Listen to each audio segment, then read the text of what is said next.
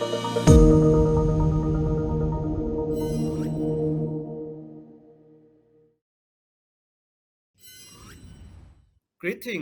selamat datang, selamat pagi, sabaydi mingalaba, kumusta, xin chào, annyeonghaseyo, and sawadee krap.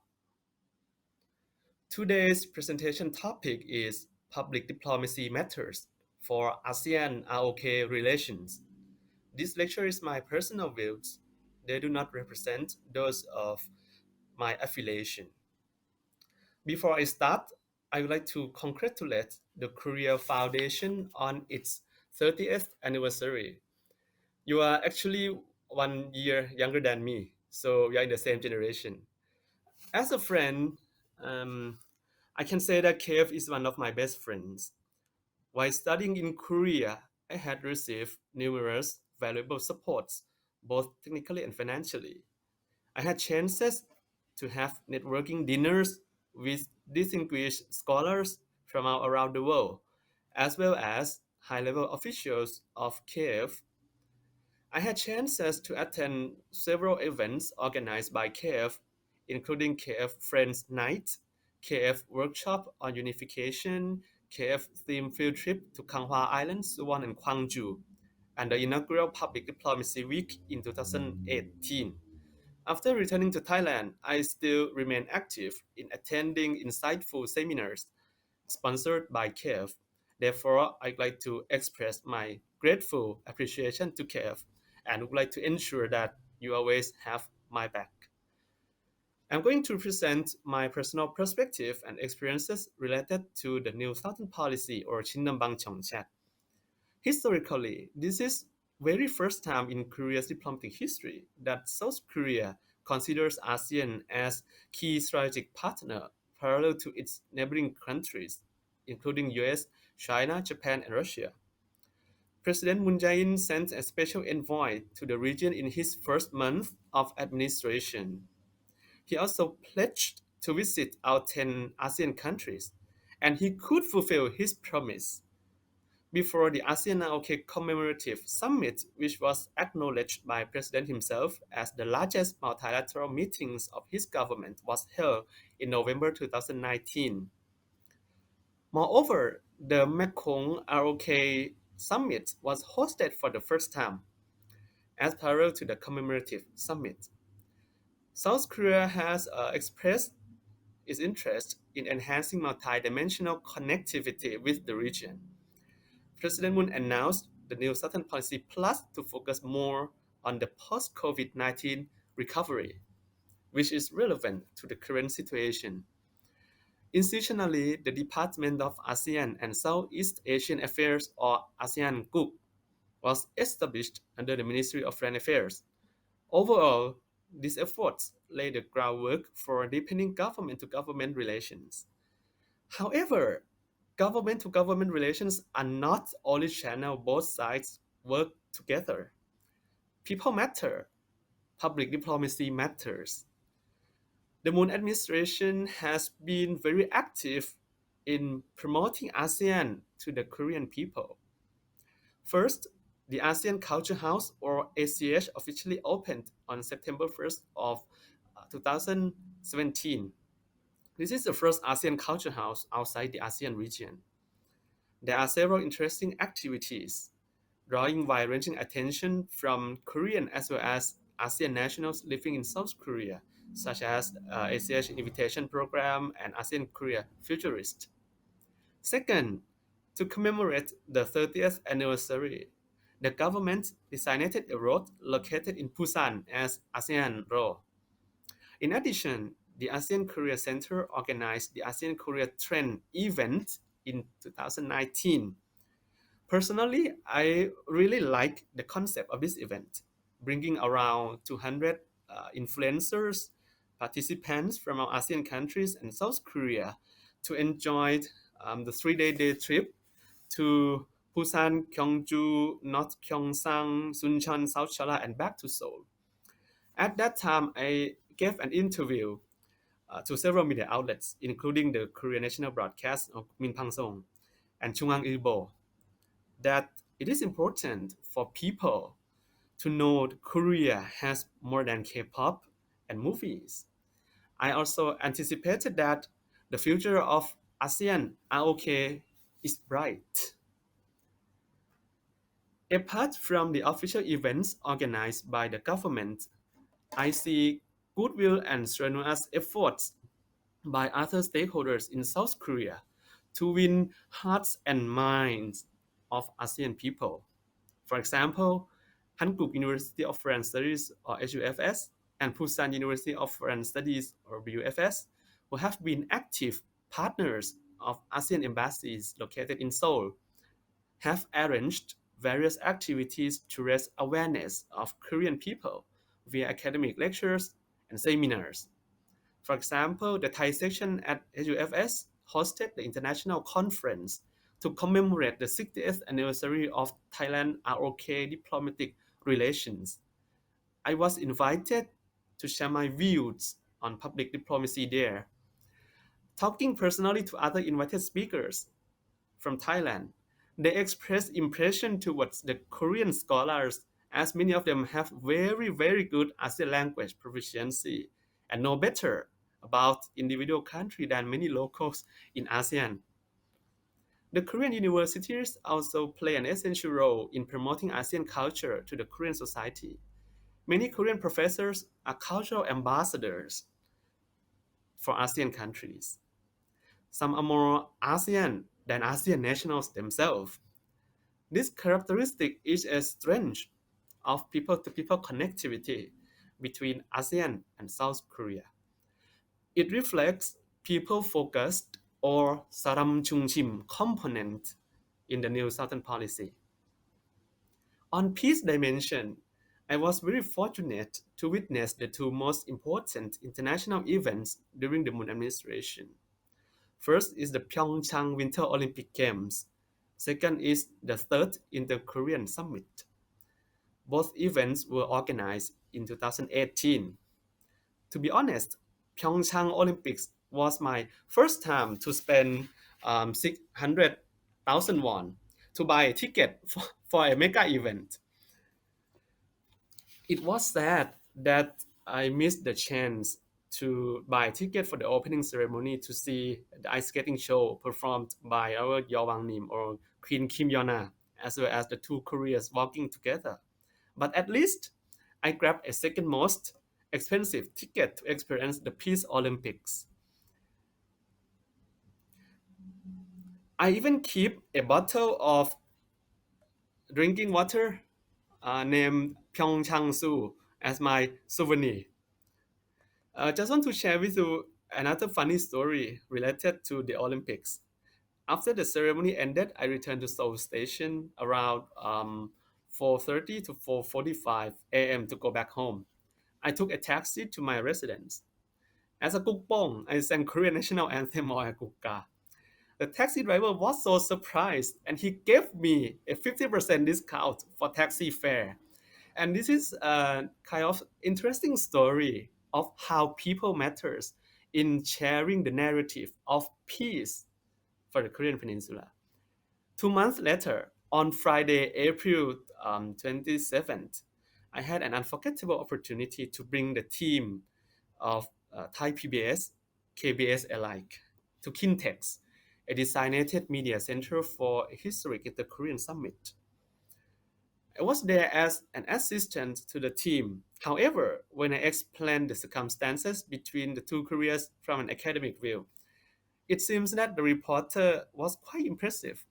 So she asked me to be an ad hoc analyst for explaining what is happening live to the audience in Thailand. It was my honor to play a role as bridge builder to enhance mutual understanding between Thailand and South Korea, especially on behalf of a CARE fellow from the ASEAN region at that time. Last but not least, people matter for prosperity between ASEAN and South Korea. I have to underline here that the Korean word for prosperity in the implementation of New Southern policy is 상생번영, literally means mutual prosperity. We should grow together. We should entertain prosperity together with no one left behind. and with realization of environmental sustainability. From the Korean perspective, ASEAN is full of young talents. The region is so vibrant and adaptable to global and regional dynamics. There is an anticipation for economic growth within the region, although we are all influenced by the pandemic. More importantly, both sides have maintained healthy people-to-people ties. Many ASEAN nationals are big fans of K-pop and K-series. Similarly, the region is one of the most popular tourist destinations for the Koreans. The two sides have shared their interest in boosting creative economy. A good example is Lisa, a Thai-born K-pop singer who has hit the record for within an hour 70 million views on the music video of her first single album. In my opinion, Lisa is a proof on what I mentioned before. ASEAN is full of young talents. I am confident that there are a large number of ASEAN talents whose potentials have not been unleashed. ASEAN and South Korea can work together to promote mutual prosperity through people-to-people connectivity. In a digitalized world, the conduct of diplomacy is not strictly restricted solely on the state. The emergence of new media such as Facebook, Twitter, Instagram has enabled the state to engage with diverse actors, including educational institutions, the private sector, as well as the civil society. In this context, public diplomacy, a diplomatic tool aiming to attract the foreign nationals, plays a pivotal role in attaining the ends of foreign policy. It lays the fundamentals for building mutual trust and confidence when the country aspires to present itself at the global and regional stage.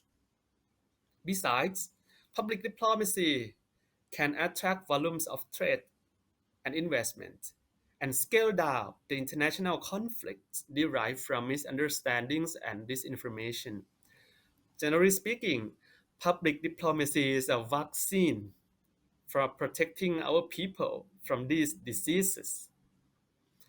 I like to introduce a newly released book titled Winning Hearts and Minds Public Diplomacy in ASEAN, in which I contributed a chapter on my own behalf.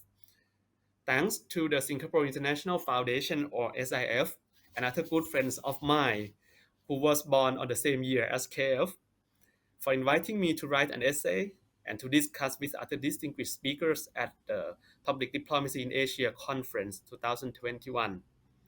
This is the very first book on public diplomacy in ASEAN. I will not go in details of each member state's practice on public diplomacy, but I will highlight the three main characteristics of what we may call ASEAN public diplomacy by taking some of these points from the introduction written by Ambassador Ong Keng Yong, chairman of SIF. First, cultural diplomacy is considered an accessible and peaceful way of bridging peoples by enhancing mutual understanding, building constructive dialogue, and strengthen the sense of community from shared values. Second, many ASEAN countries have executed development programs to help their nearest friends narrow the gap and uplift the status together.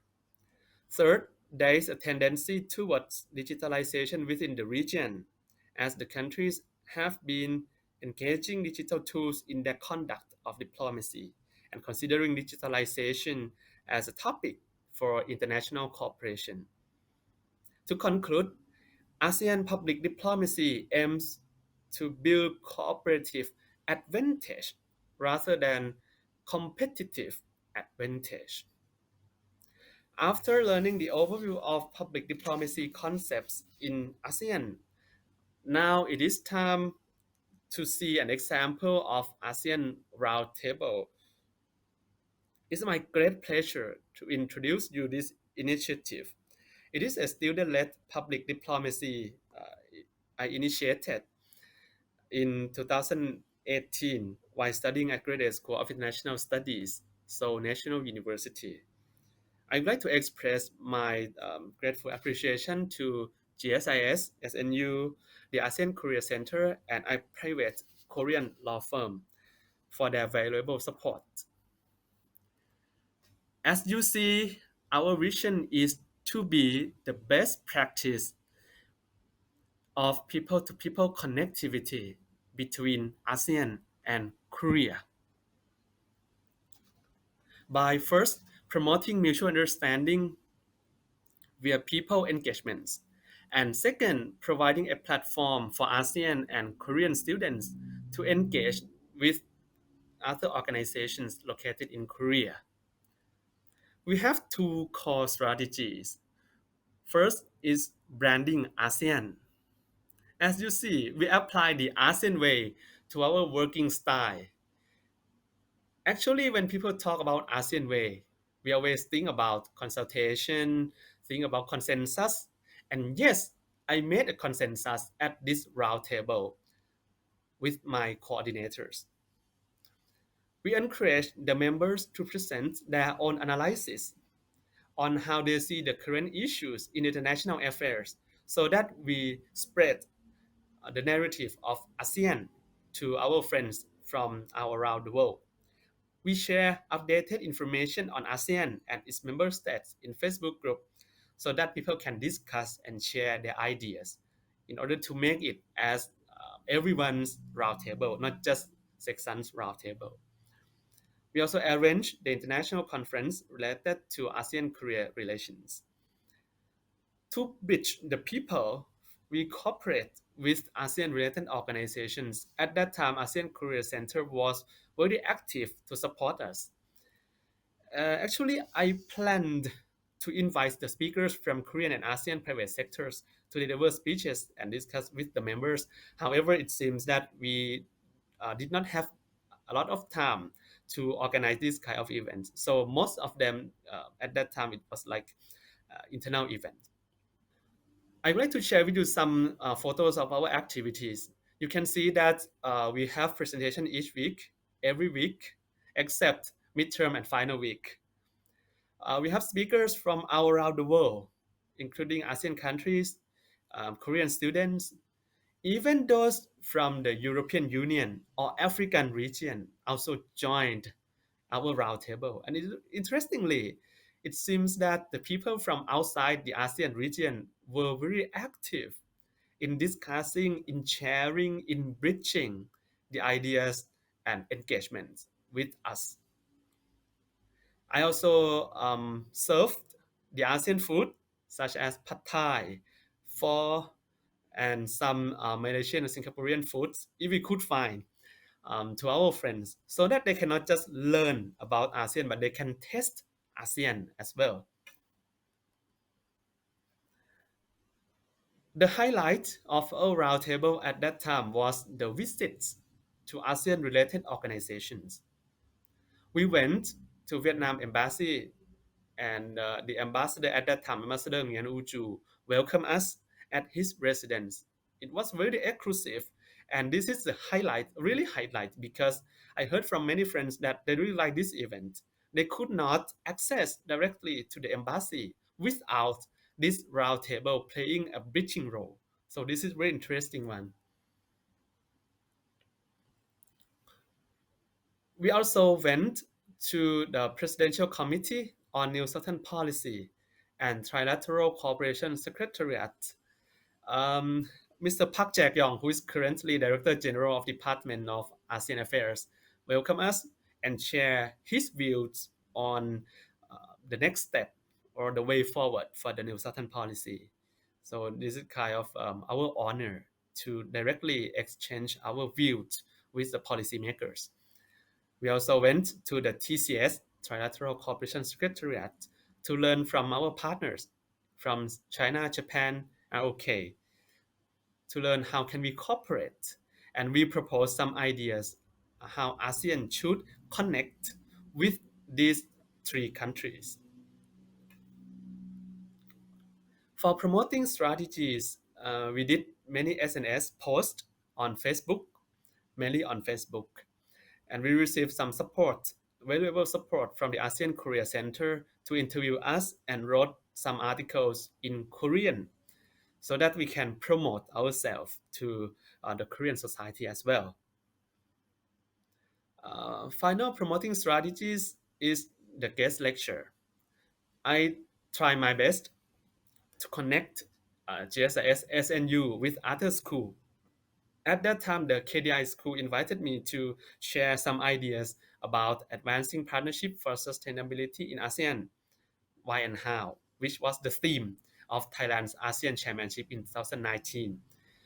I received very interesting comments and insights from our friends at KDI because most of them are currently policymakers.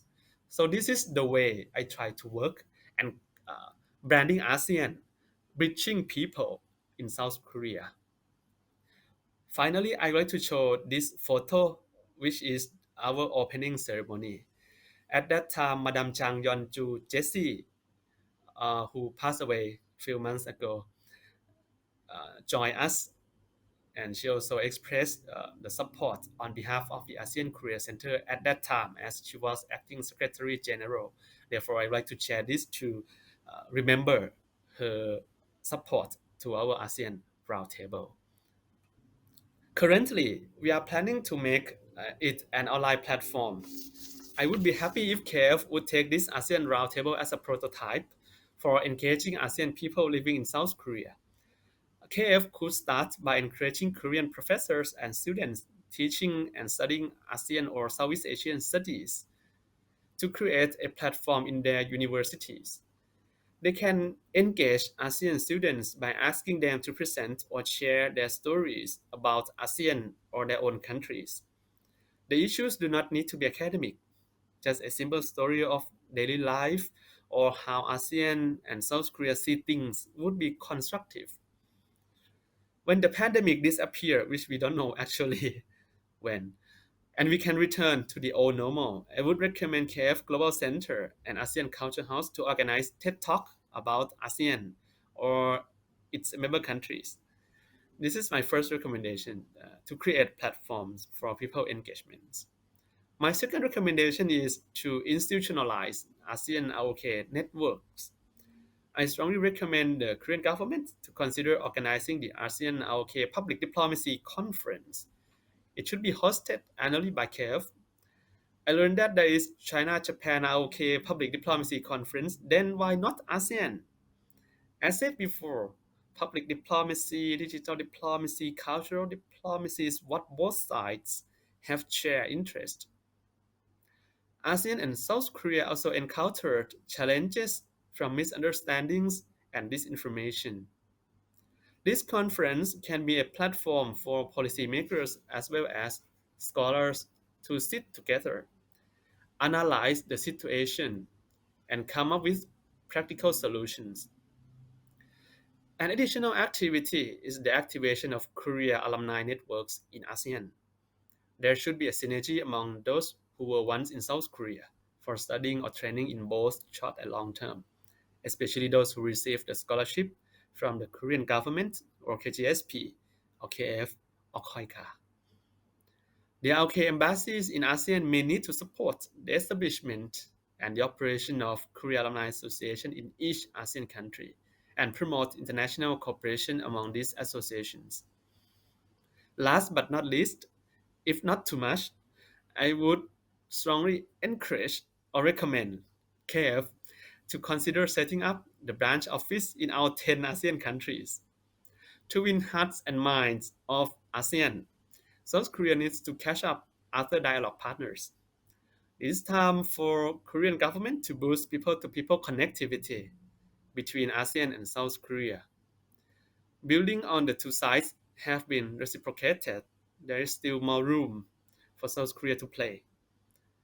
Making these recommendations happen can be a way to ensure the country's special place in hearts and minds of ASEAN people. Thank you very much for your attention. Terima kasih, Okun Jaran, ขอบใจหลาย Jesun Te Bade, Salamat po, Cảm ơn, 감사합니다, and ขอบคุณครับ